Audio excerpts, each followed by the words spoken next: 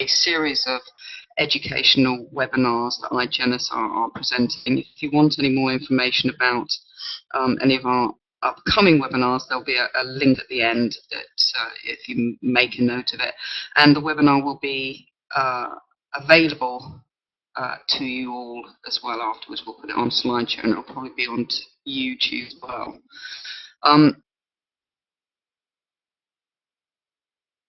Okay, so I'm just checking that I've got everything recording. Okay, so let's kick off. Right, okay, so let's talk about dementia.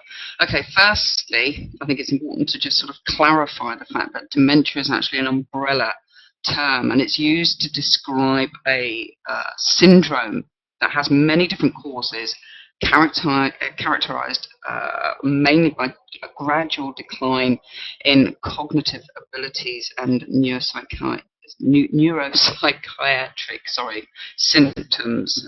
Pronouncing that very well, beg pardon. Causes are most commonly brain disease, and they include obviously the Alzheimer's, which is the most common type of dementia, and it involves changes in brain structure that leads to the death of nerve cells.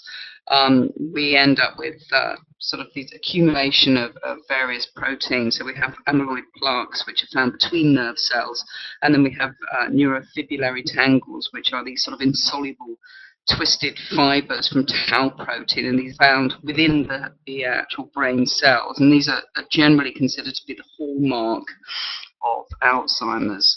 We've also got vascular dementia as well. This is caused by blockage of blood vessels, resulting in reduced blood flow, therefore nutrients, oxygen to nerve cells, causing infarcts to areas of brain tissue that then dies or causes a sort of series of strokes that result from other health problems such as high blood pressure.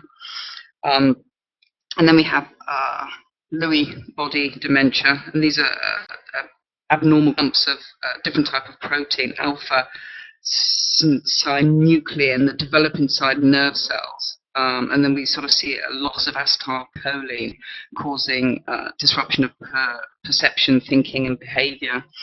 So we've got a variety of different types. We've also got sort of Huntington's, Parkinson's, but the important thing to remember really here is that these diseases, they begin to damage the brain many years before symptoms actually become apparent, and then begin to cause this sort of progressive decline in functioning as more and more of the brain is damaged. So the fact that they start many years before the symptoms become apparent means that there is some kind of avenue to maybe sort of delay the onset.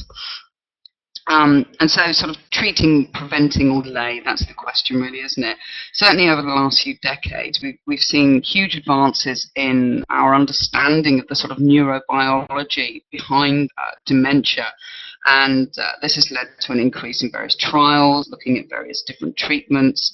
But generally, the sort of pharmaceutical drugs used to treat dementia, and it depends on the type of dementia, really, tend to be limited clinically.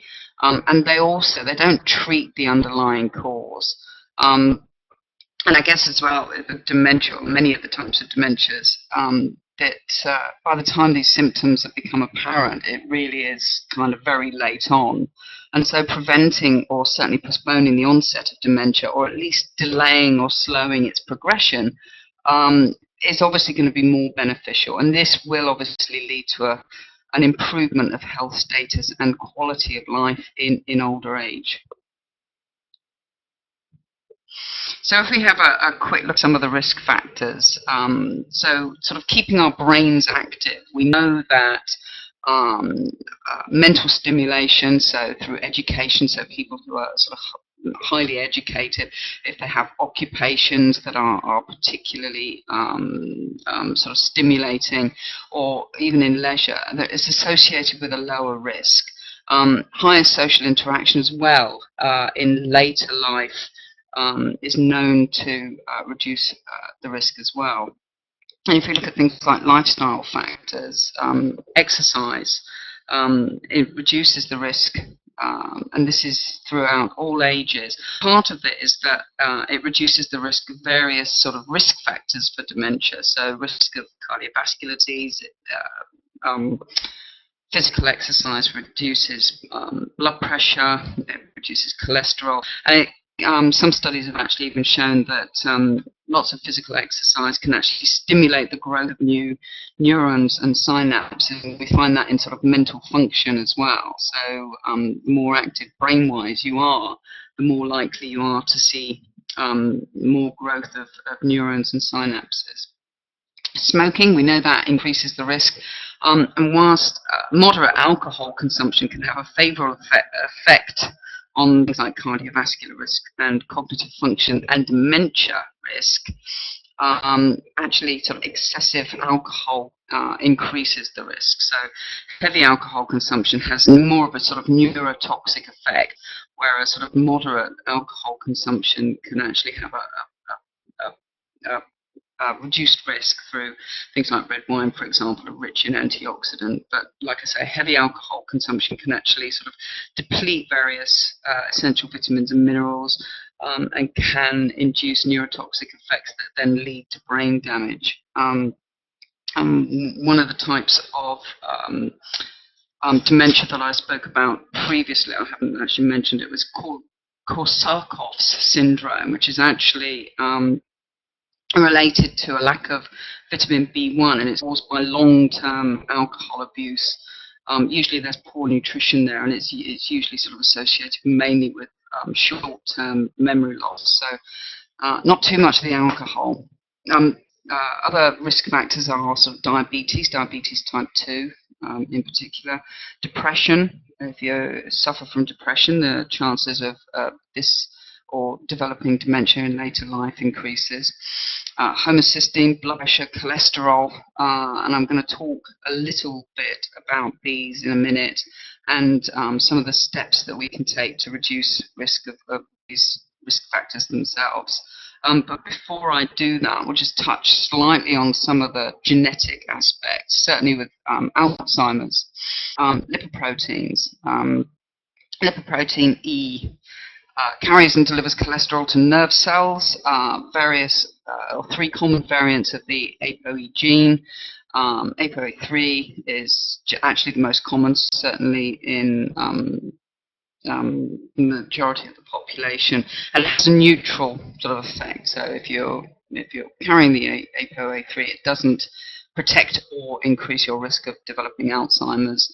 The ApoE2 variant appears to have a protective influence, but it's the ApoE4 variant that is the sort of nasty one, and it will, or is thought to increase the risk of developing Alzheimer's disease. And it's thought that if you inherit one copy of the ApoE4 gene, you're 3 times more likely to develop Alzheimer's. But if you're unfortunate enough to get one from your mum and your dad, then it can increase your risk of developing Alzheimer's up to 12 times. So that's one area. And then a quick look at mutations in amyloid precursor proteins. This is a gene, or this is a protein present on the surface of nerve cells, and it helps them to grow, move around. And presented in 1 and 2 genes also make proteins that are required for the correct functioning of amyloid precursor protein. And mutations in any of these genes can actually cause the amyloid precursor protein to be cut off from the surface of nerve cells, leading an accumulation of amyloid plaques, which are, as I've noted earlier, one of the hallmarks of Alzheimer's disease. So there is an element of sort of genetics in there. So let's talk a little bit about cardiovascular health and how this relates to dementia risk. Hypertension, so high blood pressure. We know that it causes problems, damages and narrows blood vessels in the brain, raising the risk of blood vessels becoming blocked or bursting, and this can lead to an increased risk of stroke, resulting in cognitive impairment, and certainly related to vascular-related dementias.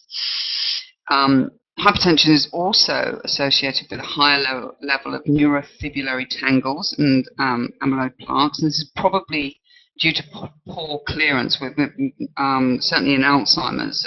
There's a sort of constant production of these sort of build-up of proteins, but there is an element of sort of clearing, so you don't have to sort of build them up, if you like. That high blood pressure does result in a sort of reduced clearance of these proteins. Hypertension is also associated with a greater hippocampal and cortical atrophy, leading to loss of neurons. So something that's quite interesting is that it's actually high blood pressure in midlife rather than late life that has the sort of strongest association with an increased risk of developing dementia. So look after your blood pressure when you're younger rather than waiting until you're old. And it's actually a similar pattern for cholesterol. So high cholesterol, we all know, is not good for us, but it's high cholesterol in midlife, again, like blood pressure, rather than late life, that seems to be associated with an increased risk of developing dementia. It's also thought that high cholesterol levels again accumulate the production of beta amyloid. Autopsy data shows that lower midlife cholesterol is associated with lower number of plaques and tangles. So again, sort of midlife cholesterol. One thing that's quite important, though, is that having high density lipoproteins, so good cholesterol, is associated with larger hippocampal volume and a reduced risk of cognitive impairment and Alzheimer's disease. So high cholesterol, high total cholesterol is bad for you, but getting your good cholesterol levels higher is certainly more beneficial. We then move on to another risk factor, which is our old friend homocysteine. Homocysteine is a natural byproduct of the methylation cycle, and this is a process that's important for the production of neurotransmitters. It's important for cell cycle regulation. It's important for the synthesis of neuronal proteins, as well as sort of liver detoxification processes. So there's lots of sort of elements of brain regulation that homocysteine can affect. Normally, homocysteine is converted into other essential proteins that are involved in normal processes such as sleep and mood regulation. So we've got SAMI, which is our methyl donor, producing lots of nice neurotransmitters, or homocysteine can be converted into cysteine and glutathione, and it's dependent on, or these processes are dependent on B6, folate, and B12. But generally, an accumulation of homocysteine represents poor conversion and thus a blockage in numerous important sort of health-promoting pathways. And elevated levels of homocysteine are extremely reliable as an independent risk factor for a number of life-threatening conditions, including dementia, depression, cardiovascular disease, diabetes, and so on. And like I said, the cycle relies heavily on various micronutrients, so B6, B12, and folate in particular, for recycling and the prevention of homocysteine accumulation. So we know that elevated homocysteine levels can damage cells directly by promoting oxidative stress. We know that reduced glutathione as a result of elevated homocysteine can result in compromised detoxification. So you get this sort of buildup of toxins, which are then going to independently promote further oxidative stress. But it's this sort of reduced methyl donor production that has an impact as well. Because methylation-dependent reactions are involved in the synthesis of many different types of substances, again, that are all involved in sort of brain health. So creatine, choline to the brain, carnitine, CoQ10, melatonin, myelin proteins, and so on. And also, as I just sort of mentioned, with sort of neurotransmitter production, low SAMI levels results in low levels of serotonin, for example. So we also know that methylation is a fundamental process that's required for normal cell division and DNA repair. So basically, to summarize, any sort of compromisation in methylation processes can be implicated in accelerated aging, and that's not just sort of skin as such and that kind of thing, but it's at the cellular level and within the brain. And we can actually see that elevated homocysteine is related to lots of different types of conditions, anything through from osteoporosis to chronic fatigue syndrome, compromised cell cycle control, the big C, as we now have to call it, diabetes, depression, mood disorders, and of course neurodegenerative diseases. So if we look at homocysteine in dementia, we see that high values of plasma homocysteine and low levels of vitamin B12 and folate in particular are frequently present in Alzheimer's patients. Deficiencies of B vitamins, again, sort of folate, B12, and elevated homocysteine levels have been associated with an increased risk of cognitive impairment, Alzheimer's disease, and vascular dementia. So it sort of covers an area of dementia, so it's not just Alzheimer's. And we've also seen relatively recently that high levels of homocysteine increase oxidative stress and the production of these beta amyloid plaques in the brain. So relating through to Alzheimer's now.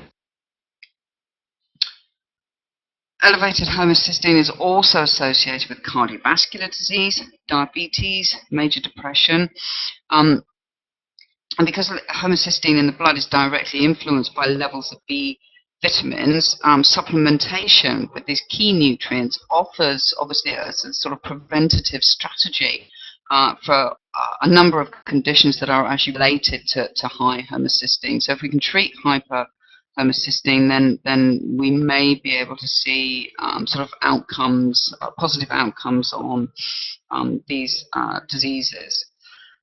Studies have certainly shown that supplementing with B6, B12 and folic acid have successfully been able to lower homocysteine, and there have been several studies that have shown this. Not all studies do, but there's a short list here of those that have.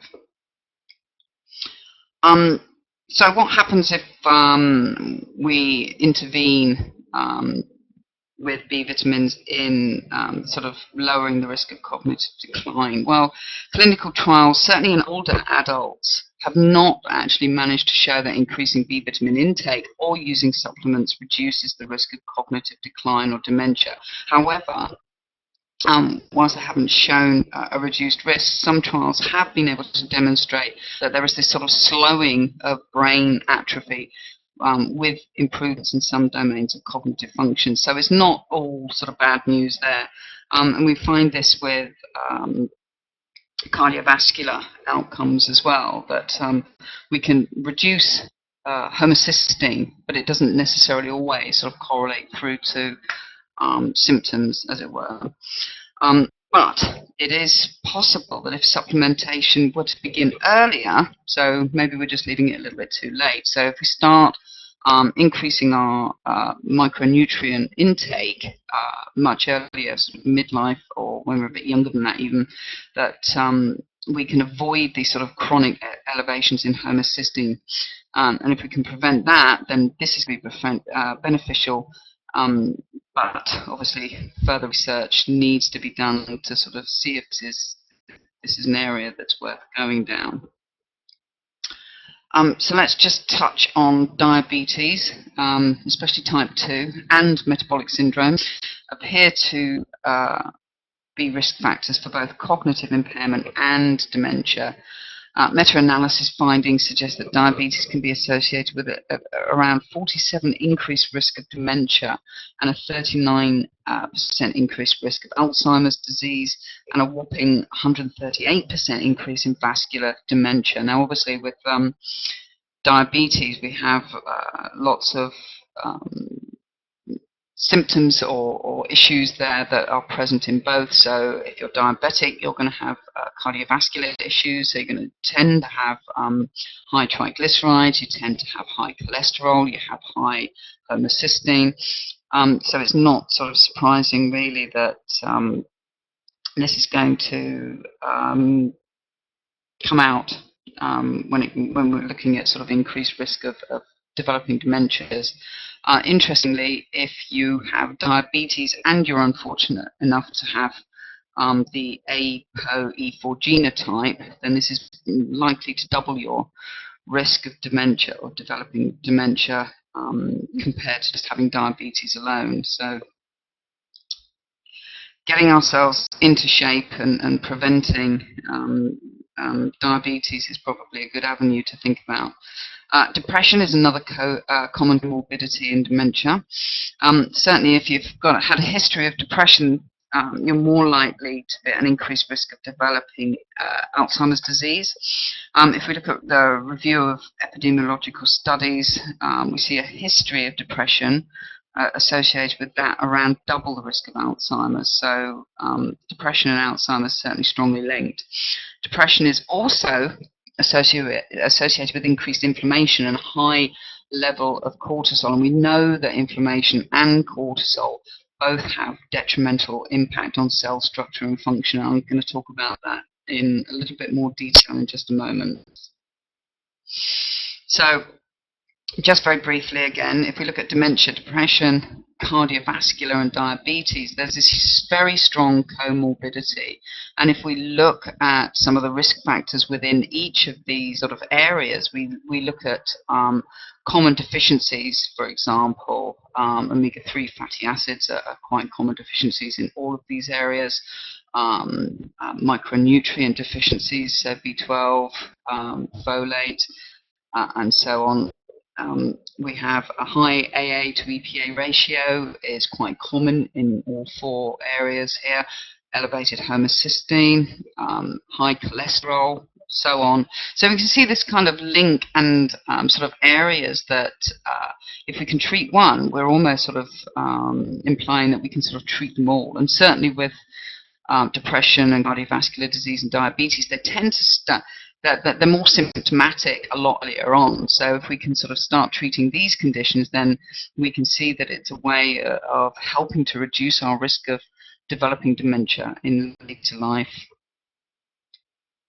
And it's important as well to just sort of highlight that, and I know I've sort of touched on some of the sort of genetic elements very lightly. Dementia is actually not a normal part of aging, and I think a lot of people just assume that it is. So it's not a normal part of aging, but the risk of developing dementia does increase with age. So that's quite important. We also know that there are many different micronutrients and nutrients, various metabolic enzymes that are known to be essential for various substrate metabolism, utilization, and sort of energy transfer that do reduce with age. And deficiencies in a number of nutrients and micronutrients have been observed in dementia patients. So these are things like omega-3 fatty acids, EPA and DHA. 2013 study here showed numerous micronutrients as well. So sort of B12, again, vitamin D, folate, iron, and so on. Common deficiencies observed in dementia patients. But one of the biggest areas really that we can focus on is the role of oxidative damage and mitochondrial decay in aging. Oxidative stress-induced damage in the brain is known really to contribute to cognitive impairments in aging humans. Oxidative stress, lipid peroxidation, both believed to be contributing factors. This is to neuronal loss and to mitochondrial dysfunction in conditions such as Parkinson's disease, and they can also play an early role in the pathogenesis of Alzheimer's disease. Several studies have also shown a strong link between individual stress, so the stresses that we sort of suffer daily, and how this interacts into the sort of intracellular oxidative stress area. And we can see this by increased levels of things like inflammatory cytokines, so TNF-alpha, for example, glycosylated hemoglobin, so sort of pre-diabetes, for example, malondialdehyde. This is a byproduct of lipid peroxidation. but coupled also with low levels of enzyme antioxidants and enzymes themselves, so superoxide dismutase, glutathione peroxidase, and so on. So there's these sort of areas that increase stress, but lower our natural capacity to deal with intracellular stress. So this leaves us, rather susceptible to increased mitochondrial damage, for example.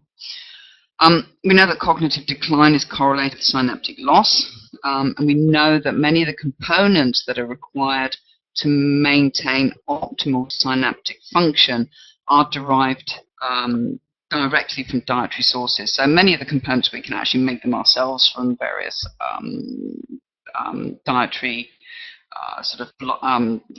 building blocks, if you like, but we do need to rely on various dietary sources.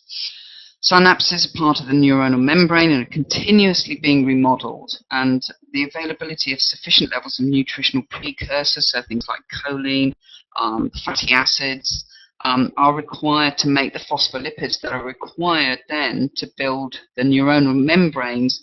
And so maybe supplementing with these can have beneficial effects as well. Oxidative damage, certainly coupled with inflammation. We see demyelation and impaired processing and other metabolic deficits are all associated with the aging brain. So there's all these things that are accumulating. And we are beginning to see more and more studies that are sort of experimenting with a cocktail of multiple antioxidants, for example, or antioxidants with anti-inflammatory agents. So we're seeing interventions with omega-3 fatty acids, B vitamins, and so on, components such as choline, looking at the benefits of these supplements in the prevention of neurodegenerative diseases.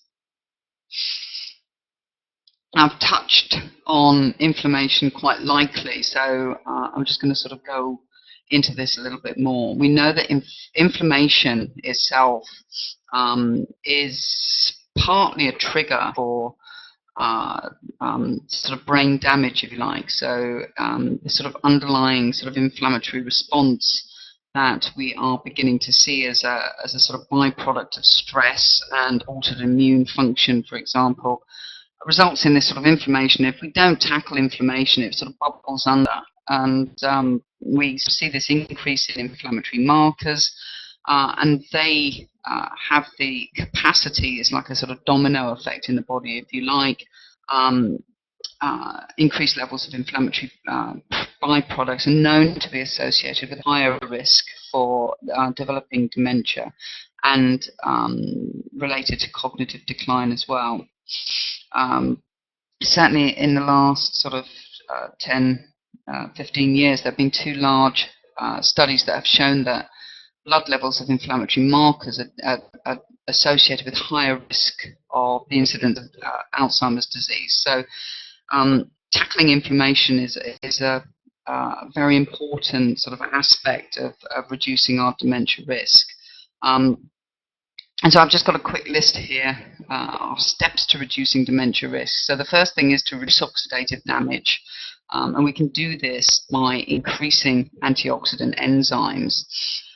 We need to decrease homocysteine and cholesterol level, touched on that, managing blood pressure, modulating inflammation, increasing cellular energy. So the brain cells need glucose to function. If we're not getting our glucose, then our cells aren't going to work properly, and we actually can see sort of cell death from that.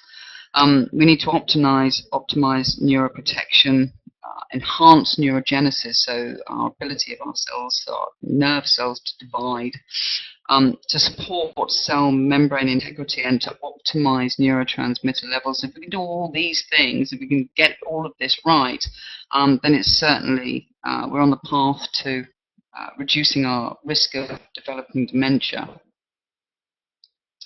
So if we look at a few sort of key antioxidants, if you like, so we've got alpha lipoic acid, we've got vitamin E, vitamin C, carnosine, another important one, coenzyme Q10, and various regulators as well. If we sort of look at some of the micronutrients that are required, every enzyme within our body is dependent on the function of various cofactors, and they're usually in sort of form of micronutrients. So things like copper, zinc, manganese, selenium is required by superoxide dismutase.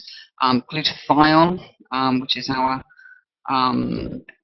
antioxidant involved in detoxification pathways. And if you remember, you have a buildup of homocysteine, then you're going to have lower levels of glutathione. So we need our vitamin B6, and we also need cysteine as our direct precursor to glutathione. So that's just a sort of few examples. And I'm just going to go over a few of these nice little antioxidants very briefly. So we've got alpha lipoic acid. This is an incredibly powerful antioxidant, but it's also an essential cofactor that is required by many enzymes that interrupt cellular oxidative processes. Alpha lipoic acid has been shown to increase acetylcholine production.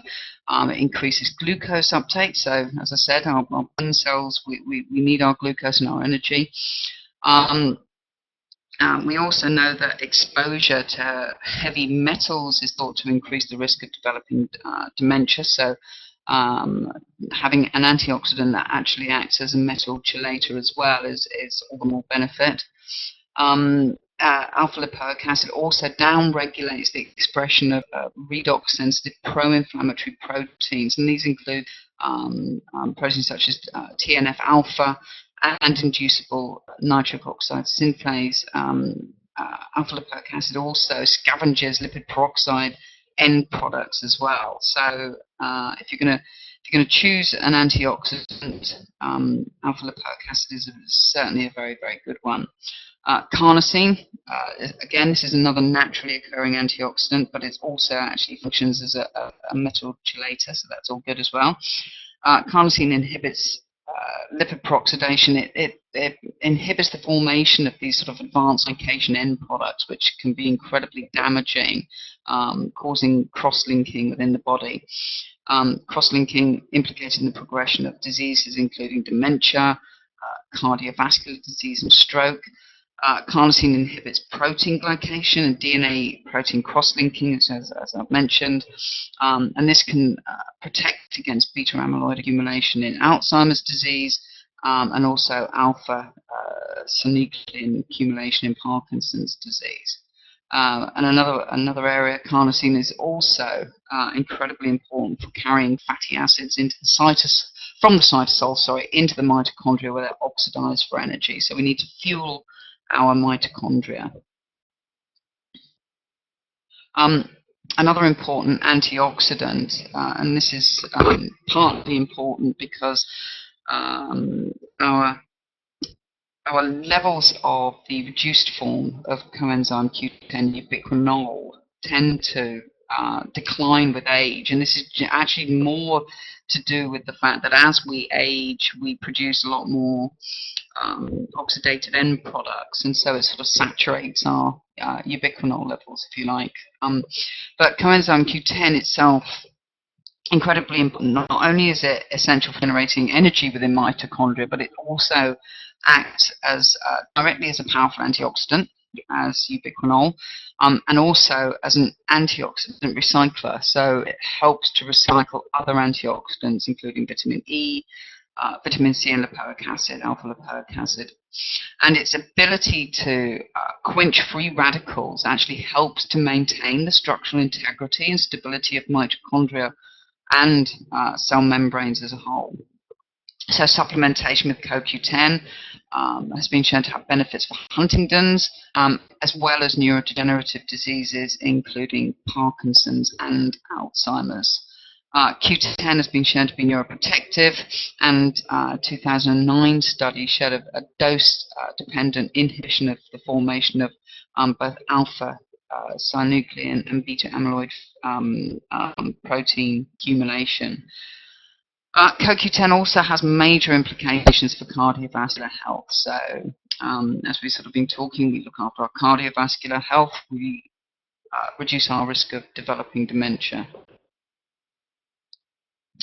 So really it's about optimizing our diet, and certainly when it comes to looking at older people, healthy diets, good quality antioxidant supplements, preventing nutritional deficiencies, and certainly having some sort of moderate physical activity could be considered to be the first line of defense against the development and progression of pre-dementia and dementia syndromes.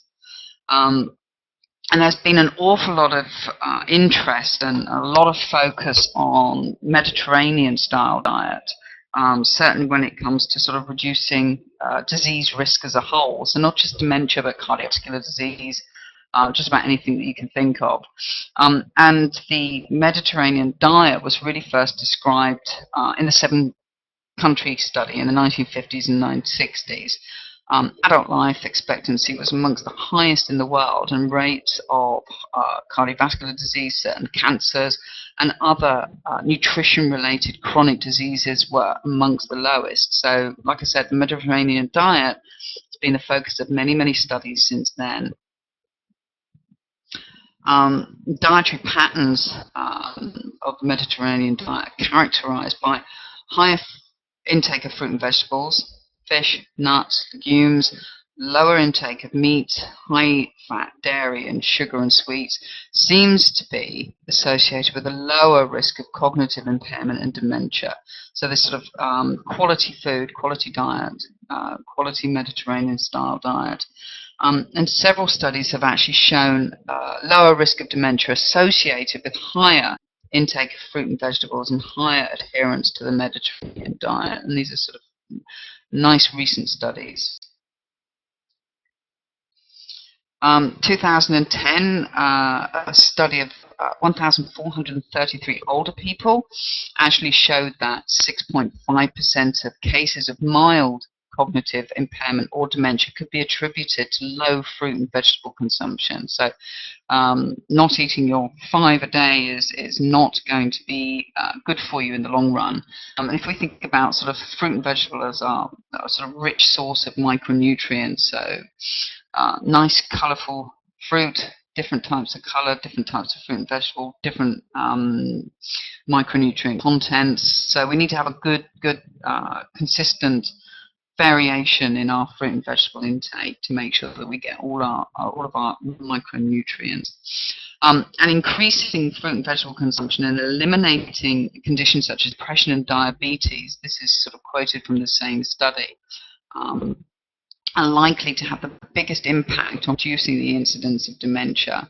So if we can get rid of dementia, if we can get rid of depression and diabetes, which are key risk factors for dementia, then we can certainly lower our risk. Another study, this is 2011, showed an 88% lower risk of any type of dementia and a 92% lower risk of Alzheimer's disease with those overall sort of healthy diet midlife compared to those with an unhealthy diet. So it's quite a sort of very simple sort of way of sort of talking about it, but diet quality is so incredibly important when it comes to sort of any disease risk, and certainly when it comes to sort of talking about brain function and cognitive function and dementia. And in 2011, this systemic review found a Mediterranean diet to be more effective than a low-fat diet in bringing about long-term changes to cardiovascular risk factors, such as lowering cholesterol levels and blood pressure. This, in turn, is going to have an impact on our risk of developing dementia. Adherence to the Mediterranean diet may affect not only the risk for Alzheimer's disease, but actually also, and this is quite important, its subsequent disease course. So not only are we reducing our risk, but if we are unfortunate enough to have a form of dementia, then good quality diet is going to actually have the benefit of slowing disease course. So I'm sure you're probably all aware of what the sort of principal aspects of the Mediterranean diet are. Generally, they eat awful lot of olive oil, nice rich source of monounsaturated fatty acids. Legumes, unrefined cereals, high content or high intake of fruit and vegetables. This is coupled with a moderate to high consumption of fish, so nice condensed omega-3 intake, moderate consumption of dairy products, so sort of cheese and yogurt, for example, and moderate wine consumption. And the wine is actually quite important. There's a huge amount of sort of polyphenols and flavonoids that are rich in wine, that are present in wine, that have been shown to be incredibly beneficial sort of for warding off dementia. And this is all coupled with a relatively low consumption of meat and meat products. It's probably the meat products, things like sausages and bacon and that kind of thing, that sort of they consume a lot less of. And so here we have our Mediterranean diet nutrients. So we've got low saturated fat, we've got nice rich polyunsaturated and monounsaturated. We've got good quality protein. So we need protein to provide our building blocks, our amino acids for making lots of enzymes and various things within the body. So quality protein is important. As I said, rich in essential vitamins and minerals, our fruit veg. We've got high intake of omega-3 fatty acids, lower intake of omega-6 fatty acids, and this is incredibly important when we're looking at things like inflammation. We know that omega-3 fatty acids are anti-inflammatory, and generally the the omega-6 fatty acid, arachidonic acid, present a lot in meat and meat products, tends to be highly inflammatory. And if you get the ratio of these two wrong, you get an awful lot of inflammatory end products, and this can drive the inflammatory process again, increasing our risk of developing not just dementia but a wide variety of conditions. Mediterranean diet is also rich in dietary fiber, high in antioxidants, and high in polyphenols and flavonoids. So let's move on to fish, because everybody knows that if they want some brain power, they can eat a lot of oily fish. And we know that high fish consumption tends to be inversely associated with cognitive impairment and decline. So the more fish you eat, the more brainy you get.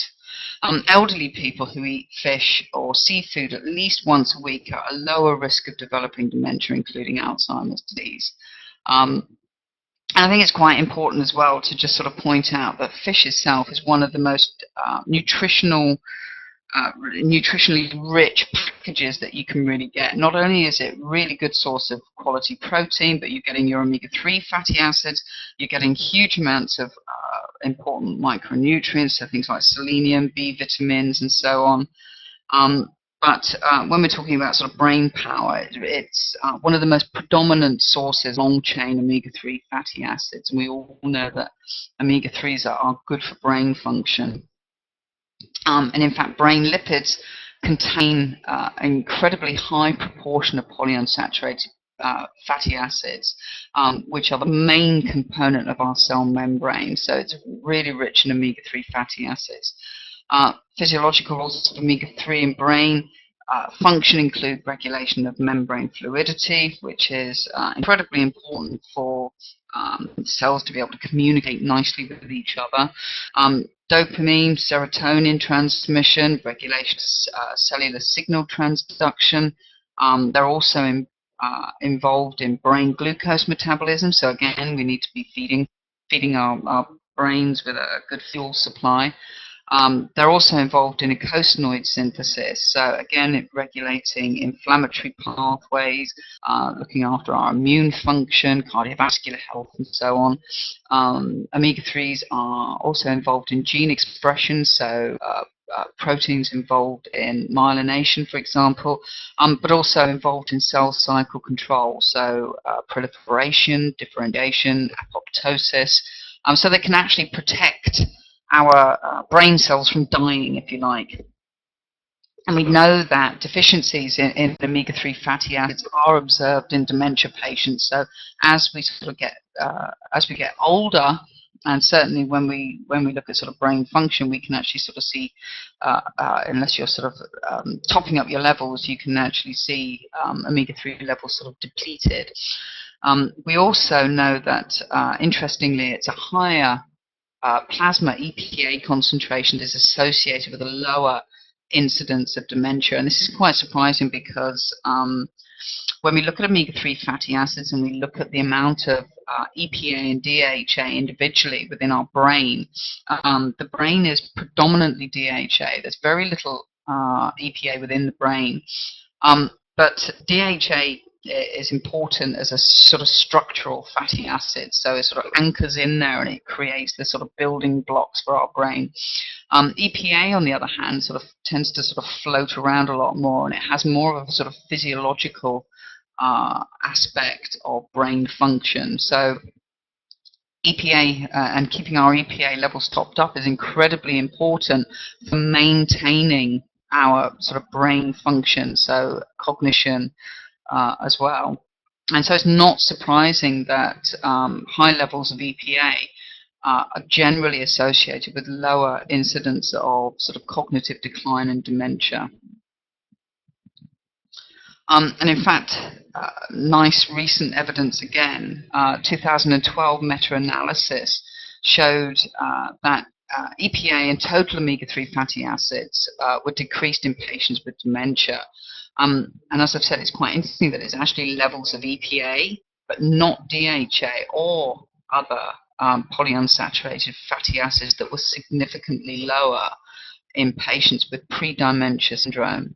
And so what this is basically telling us is that if you can get your EPA levels up nice and high when you're younger, then it's actually going to protect you from developing dementia at a later stage. So it acts as a disease state marker and a risk factor for cognitive impairment, but it's actually being correlated with a reduced risk of developing dementia. So it's almost like a biomarker of sort of cognitive health, if you like. So higher plasma EPA concentration associated with lower incidence of dementia. We know also that a higher arachidonic acid DHA ratio and a high omega-6 to omega-3 ratio is associated with an increased risk of dementia. So if we go back to our sort of Mediterranean style diet, where we have low omega-6, high omega-3, it's going to be more beneficial for you than the sort of more westernized diet, where we have a high intake of omega-6 and low intake of omega-3. And when it comes to actually sort of cognitive function as well, a lot of studies have looked at EPA and DHA individually, and we're starting to see a lot of evidence supporting EPA for cognitive function. And 2014 study, sent again nice and recent, has shown that EPA is actually, or EPA intake is more advantageous than DHA in reducing brain effort relative to cognitive performance. So increase your EPA. Okay, so EPA and various brain conditions. The HPA axis, so this is our hypothalamus pituitary adrenal axis, is the body's sort of inbuilt mechanism, and it helps us to deal with stress. EPA has been shown to help reduce dysregulation that is associated with the stress response, increasing inflammation, increasing immune function, or sort of dysregulated immune function, if you like. And this plays a role in the onset of several conditions. So sort of when the HPA axis goes awry, we see increased risk for depression, for chronic pain, and fatigue syndromes, neurodegenerative diseases. We also know that overstimulation of the HPA axis can result in brain grey matter, and this is a kind of a saying that says that having depression can actually make your brain shrink, and it's actually been shown in MRI scans that overstimulation of the HPA axis actually causes sort of atrophy in various areas of the brain. However, if we supplement with EPA, and again this is EPA rather than DHA, Not only do we see a reduction in symptoms in a lot of these conditions, but EPA actually supports the brain's natural protective processes. And EPA has been shown to reduce the atrophy that is associated with conditions such as Huntington's. So there's a lot of avenue for pure EPA. EPA has a myriad of neuroprotective roles in the body. It upregulates various gene expression or various genes that are concerned with neurogenesis, neurotransmission, connectivity, and improves endothelial nitric oxide generation, and decreases inflammatory cytokine levels. So EPA has been shown to stimulate the expression of several myelination proteins, so proteins that are really important for sort of anchorage within the brain. EPA enhances brain acetylcholine levels and suppresses the production of various pro-inflammatory cytokines, including interleukin 1, interleukin 6, and TNF alpha as well, I believe. We know that EPA influences the production and release of neurotransmitters, so dopamine and serotonin and acetylcholine, so incredibly important for brain function. Neuroprotective effects of EPA are also in part through its ability to inhibit neuronal apoptosis. So, and it can actually help surviving neurons that are in damaged brain regions to actually branch out, if you like, and make more and larger synapses. So it sort of accommodates the damage that has been done due to sort of oxidative damage, for example. So it protects against neuronal dysfunction and the activation of apoptotic pathways. But one of the sort of biggest areas of EPA, certainly in brain health, is its ability to sort of possess these major anti-inflammatory actions within the brain. Importantly as well, GLA, which is an anti-inflammatory omega-6, in conjunction with EPA, has been shown to decrease various inflammatory products within the brain. So again, B4, interleukin 1, and interleukin 6, offering cerebral anti-inflammatory effects. So when it comes to reducing the risk of developing dementia, we need to sort of look at sort of the whole body, if you like. So the first thing we do is we need to make sure that we keep our minds active. So if, you know, even if it's not of a work thing, then sort of keeping active outside of work, keeping everything stimulated. We need to make sure that we keep fit and active, so lots of physical activity, so that we increase our blood supply to the brain, for example, get everything sort of flowing, stimulate the growth of new neurons and synapses with all these various things. Eat a good quality, healthy diet, look after your cardiovascular health, reduce your risk of developing diabetes and depression, for example. And so we sort of go back to our comorbidity. And it's things like, you know, diabetes, for example, generally related to poor diet. So again, looking after our diet, and if we look at the sort of risk factors within each of these, as we talked about, sort of a high arachidonic acid EPA ratio, sort of driving inflammation. High AA to EPA ratio is associated with depression, diabetes, cardiovascular, dementia, nutrient deficiencies related with all of these as well. So we've got things like high homocysteine, we've got high triglycerides, we've got high cholesterol. If we can manage all of these areas, then, as I've said, we're sort of inadvertently sort of treating all of these conditions at the same time and sort of reducing our risk of developing dementia. And then back to one of my earlier slides, so reducing oxidative damage, so increasing our intake of nice, healthy antioxidants, so things like acetylcarnitine, lipoic acid, Q10, astaxanthin,